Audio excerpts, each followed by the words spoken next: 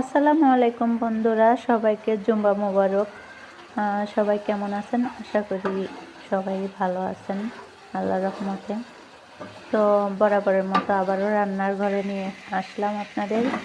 এখানে আমি মুরগির পা, গিলা, মাথা, কলিজা এগুলো ছিল, সেগুলো আমি আলু দিয়ে ভাজি করব। তো প্রথমে মশলা কষিয়ে নিয়ে তারপর ছেড়ে দিলাম পা, গিলা, কলিজা, মাথা, এগুলো ভালো করে কষিয়ে তারপর তার মধ্যে দিয়ে দিয়েছি আলু। আর আলুটা একটু ওগুলোর সাথে ভালো করে কষিয়ে নিচ্ছি। আর এটা কিন্তু একটু ঝাল বেশি দিতে হবে, তাহলে কিন্তু দারুণ লাগে খেতে। তো পরিমাণ মতো পানি দিয়ে দিলাম।